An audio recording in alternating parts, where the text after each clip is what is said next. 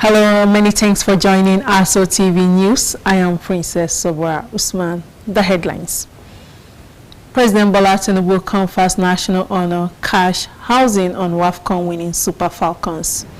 And over 250 intending Christian pilgrims have been screened by the FCT Christian Pilgrims Welfare Board for their journey to Holy Land.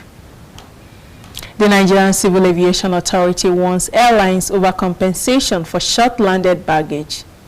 And on the foreign scene, Israeli airstrike killed at least 30 in Gaza's Nusayrat district. President Bola Tinubu has bestowed national honors, financial rewards, and housing on Nigeria's Super Falcons following their triumphant 2024 Women's Africa Cup of Nations WAFCON campaign in Morocco. At a reception held in their honor, the president conferred a national title, Officer of the Order of Niger (OON), on all 24 players and 11 members of the technical crew. He also announced cash rewards of $1 million each for each player and $50,000 for each member of the coaching and support staff. In addition, each member will receive a 3-bedroom apartment under the Renew Hope housing scheme as part of the reward package. The president commended the Super Falcons for rekindling national pride and serving as an inspiration, especially to young girls across the country. He reaffirmed his administration's commitment to promoting women's football and investing in youth development. The Nigerian Governors Forum also joined in celebrating the team's success by donating 10 million naira each to each player and officials. First Lady Oluremi Tinubu described the Falcons as shining examples for the younger generation and expressed confidence in their future prospects, including a potential FIFA World Cup victory. Team captain Rashidat Ajibade dedicated the WAFCON win to the Nigerian girls, saying the achievement represents the power of dreams and determination. Chairman of the National Sports Commission, Shehu Diko, lauded the victory as a symbol of national unity and the triumph of belief and courage, attributing it to the administration's support for sports and women's empowerment. And similarly, prior to the event, Nigeria's victorious Super Falcons received a heroic welcome at the Nnamdi Azikiwe International Airport, Abuja, following their historic 10th Women's Africa Cup of Nations title win in Morocco. The team was received by the Minister of Aviation and Aerospace Development, Festus Keyamo, alongside senior government officials. The airport reception featured cultural displays, cheers from supporters, and gift presentations to honor the players' achievement. Minister Keyamo hailed the Super Falcons' performance as a source of national pride and a symbol of empowerment for the Nigerian girl child. He commended the team's patriotism and resilience, noting that their success has uplifted the spirit of nation. Following the airport ceremony, the champions were led in a motorcade to the presidential villa where President Tinubu formally hosted them. The aviation minister further pledged continued support for Nigerian athletes, including improved travel arrangements and logistics for future international competitions. And over 250 intending Christian pilgrims have been screened by the FCT Christian Pilgrims Welfare Board for the 2025 Holy Pilgrimage to Israel and Jordan. At the exercise in Abuja, the director of FCT Christian Welfare Board, Mrs. Gloria Dandam, stressed that the screening is a critical step in ensuring all prospective pilgrims meet their spiritual, health, and administrative requirements for the sacred journey. Mrs. Dandam, who emphasized that the process is to maintain the integrity and spiritual focus of the pilgrimage. She noted that the screening will not only help verify the eligibility of applicants, but also serve as a means of fostering unity, discipline, and moral uprightness among the intending pilgrims. She said the screening is to ascertain medical status of intending pilgrims, document their checks, and faith-based assessments. According to her, the board also used the opportunity to brief the intending pilgrims on the guidelines, expectations, and spiritual significance of the pilgrimage, emphasizing Nigeria's commitment to peaceful and responsible religious tourism. Pilgrimage actually go for spiritual exercise. So when they come back, we believe we should have a better society. Because people have gone to pray, to know all their monuments, to follow where Christ stepped. So when they come back, we believe they'll be better citizens. So that will actually affect Nigeria in making us better people. Because if we're spiritual, at least half of our problems in the country is solved. Okay, On his part, the Executive Secretary of the Nigerian Christian Pilgrims Commission, NCPC, Bishop Stephen Adebite, represented by a Principal Planning Officer in the Commission, Baba Amegwa, stressed that pilgrimage is a spiritual journey, urged the pilgrims to represent the nation well by abiding to all norms and values of the host countries. Some of the intended pilgrims, Mrs. Elizabeth Babatunde and Stephen Abo, stressed that the pilgrimage will transform them spiritually and reinforce their conviction as they will read in the scriptures, as what they read in the scripture will be seen physically, and it will increase their faith. The Nigerian Civil Aviation Authority has issued a stern warning to both domestic and international airlines operating in Nigeria over non-compliance with compensation regulations for passengers affected by short-landed baggage. According to the NCAA, airlines must immediately adhere to the first need compensation provisions outlined in Part 19 of the 2023 Civil Aviation Regulations. The regulation entitles domestic passengers to 10,000 naira and international passengers to $170 to cover basic necessities while waiting delayed check-in luggage. The warning was delivered during a stakeholders meeting held in Abuja, where the NCAA's Director of Public Affairs and Consumer Protection, Michael Achimugu, expressed concern over the widespread disregard for the rules. He noted that despite earlier advisories, many airlines have continued to neglect their obligations to passengers. Achimugu emphasized that delayed bags must be delivered to passengers within 7 days at no additional cost, and under no circumstances should passengers be required to return to the airport to retrieve their luggage.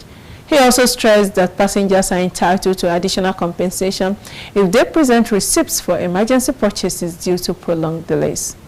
The NCAA cautioned airlines that ignorance of the regulation would no longer be accepted and warned of possible sanctions for continued violations. Meanwhile, airline operators at the meeting urged the Federal Airport Authorities of Nigeria and terminal managers to address failing infrastructure, including malfunctioning conveyor belts, which they say contributes significantly to baggage mishandling and delays. Alhaji Abdullahi Abdamu Kandido, the publisher of Aso Mirror newspaper, has inaugurated a 7-member committee to organize the newspaper's 1-year anniversary celebration. The inauguration took place at Kandido's office in Abuja. According to Kandido, the anniversary celebration aims to celebrate more awareness about the newspaper's existence among residents of the Federal Capital Territory. He noted that Aso Mirror newspaper was established to fill the gap in reporting grassroots activities in the nation's capital, which residents were yearning for. The public will work diligently to make the 1-year anniversary celebration a success. A member of the All Progressive Congress APC contested for the Abuja Municipal Area Council Chairmanship Delegate Congress election for the FCT 2026 Area Councils elections. Ishaku Yamao has appealed to the newly elected national chairman of the APC, Professor Nantawe Yilwata, to intervene on the just concluded Delegate Congress primaries characterized with irregularities. Yamao made the appeal while addressing journalists on how APC had lost integrity, where losers are issued with certificates of return and winners removed. Topsy Gimba has details. Honorable Tanko Yamao said, to his greatest shock, that the process was marred by irregularities, lack of transparency, and outright manipulation. He noted that in response to this, he formally submitted a petition to the Delegate Congress Appeal Committee, rejecting the process and demanding a rescheduled Congress that would truly reflect the will of the people. According to him, till date, he has not received any acknowledgement or response from the Appeal Committee or from the APC National Secretariat. I paid and submitted delegate forms and covered the 3 years dues for delegate aspirants in order to ensure their eligibility to participate in the delegate congress. My belief was that this process will be transparent, credible, and in line with the core values of our party, which are justice, equity, inclusion, and internal democracy. The Delegate Congress was a sham. To our greatest shock, the Delegate Congress held on June 21st, 2025 across Amak 12 Ward was a complete sham. The committee sent from the APC national headquarters arrived with a preconceived agenda clearly designed to favor one particular aspirant at the expense of others. He said as if it was not enough that the consulship primary in some ways, especially in Gwarinpa Ward, were equally fraught with irregularities. He continued that in one shocking instance, an aspirant who lost the consulship primary was declared elected and even issued a certificate of return. Certificate of return now. You don't even know who is who now in the party. So it is only those that have people in power, like I have said, or have money bags, maybe they now go to bulldoze their way and then have certificate of return to become a candidate. So some of us that don't have godfathers and money bags, and that is why we've been victimized the way it is today. And that is why I am calling on the new leadership to look into what has happened in the past and see how we can restore integrity in the party of APC, particularly Abuja and Nigeria as a whole. Honorable Shako Tanko Yamao urged the new APC National Chairman, Professor Nantawo of his students. Our correspondent Richard Alichenu, who covered the event, filing this report. Performing the flag off of the road after commissioning of the multi-purpose hall, Professor Adejola said the project became imperative following the deteriorating nature of the road, which becomes impassable during rainy seasons. According to him, a local contractor contacted said the sum of 98 million naira is needed to construct the road, adding that the school has made available the sum of 10 million naira and appealed for support from the government and well-meaning individuals. On our own part, we have even spent millions of naira. If you check the road now, you see some hardcore there. We have to pay. And unfortunately, even when we put those hardcore overnight, some people came to even steal those hardcore away. So now we are now saying, let White Nile Academy, because it's like community service actually we are rendering here. I know people will find it difficult to believe that we charge just 17,000 naira as school fees here, and we've been in operation for the past 7-8 years. We have not changed our school fees. Also our school bus, free of charge. So we now feel for the community and the student in particular to enjoy this facility. Let the school also sacrifice part of the capital required for the road. I will say this, that the road is less than 1 kilometer, and the estimate we have now to fix the road, we have consulted a private construction company, road construction company. So we are saying now as a school, we have 10 million naira we have reserved. If we government or the local government that is supposed to fix the road will come to our aid, where we are saying, save our soul, help us fix this road. He also commended the Minister of the FCT, Barrister Nyesom Wike, for the massive infrastructural development in the capital city. In her remarks for the graduating students, the principal of the school, Mrs. Iyetunde Olayemi, has this to say. My advice to the graduating students is they should not forget all the trainings that has been taught to them in this great academy, because that will be the foundation of all their success. And I wish them well in their endeavor in the future. Some graduating students of the school expressed their feelings about their graduation. I feel fantastic. Everybody's happy, and she's like 6 years is not a small thing. I feel really excited today because it's been 6 years. A 6-year journey is coming to an end today. I feel so great. I feel good. 3 years of being in school, coming for lessons, closing around 5. I feel good. Like God putting end to everything today. It's a big thing for me because 6 years is not easy. Waking up in the morning early to come to school early is not easy. So I just want to say today is a great day for me. Side attractions at the event included spoken words, cultural dances, choreography, and drama, amongst several others performed by the students. Richard Alechenwanyebe, ASO Television News. You're watching ASO Television News. You can watch us live on DSTV channel 392, StarTimes TV channel 127, Free TV channel 507, UHF band on channel 38. And still to come on the news, federal government says Nigeria loses between 13.3 trillion annually to hepatitis with over 4,200 deaths. Stay with us for details of this and more stories after the break.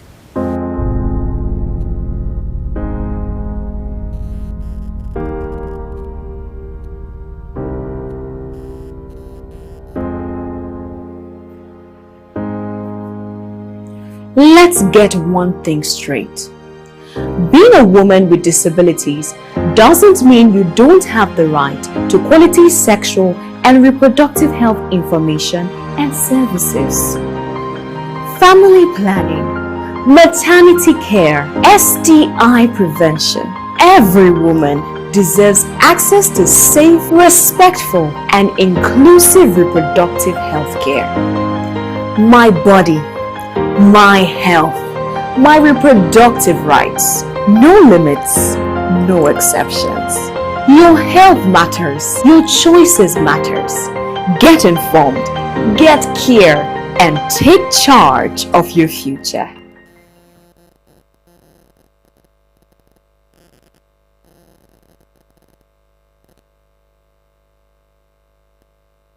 The Nasarawa state government has launched the World Bank-supported Adolescent Girls Initiative for Learning and Empowerment Agile project, aimed at enhancing the quality of education in 490 public secondary schools across the state's 13 local government areas. The project was officially flagged off on Monday in Lafia by Governor Abdullahi Sule, following the payment of a 150 million naira counterpart fund by the state government, which qualified Nasarawa to participate in the initiative. With the commencement of the Agile project, the state seeks to tackle key challenges affecting girls' education, including access, retention, and quality in secondary schools. The initiative is designed to reduce the high rate of school dropouts among adolescent girls by offering direct support to schools, families, and communities, while also equipping the girls with skills for personal and economic empowerment. The Agile program includes the disbursement of school improvement grants to help upgrade infrastructure, provide learning materials, and improve teaching conditions. The Federal Ministry of Education, in partnership with the World Bank, is overseeing the nationwide rollout. Governor Sule urged school-based management committees and other stakeholders involved in the implementation to ensure that local resources are used transparently and in accordance with the approved plans. He reaffirmed his administration's commitment to supporting the success of Agile project across the state. Women have been encouraged to take their rightful positions in government economic policies. The newly installed coordinator of the Society of Women in Taxation Street FCT chapter, Mrs. Victoria Udo, made this during her investiture as the 5th coordinator in Abuja. Topsy Gimba has details. At a colorful investiture ceremony, women in their sizes turned the venue of the occasion feminist, adorned in different attires, carrying huge joy, boldly engraved in their faces, to celebrate one of their own as the coordinator of Society of Women in Taxation Suite, FCT chapter, Mrs. Victoria Udo. Turn by turn, they made their speeches to usher in Mrs. Victoria Udo, who is a chartered accountant par excellence and also an author. You need the contributions and cooperation of everyone to achieve success and understand that progress is very linear and setbacks are a part of the journey. And we are all aware that people are and have always been the most important factor. This lesson is a reminder that every voice matters, every concern is valid, and every person has a vital role to play. In her acceptance speech, the coordinator Society of Women in Taxation Suite, FCT chapter, Mrs. Victoria Udo said her tenure will ensure women are empowered, run an open-door policy to ensure their voices resonate in Nigeria's economic landscape. But they are not included in the fiscal policy. If a woman is included in tax policy making, he will have it as a point of duty to himself, to herself, to go and then register his company or her company. He will go to the bank to register, obtain TIN, and then compliance will be very easy. And so that is why I look at it and say, no, this is the time for us to stand up and bring up women together so that we can build our nation together. So that we don't need to japa. We should stay here and develop this nation, Nigeria, because it's our country.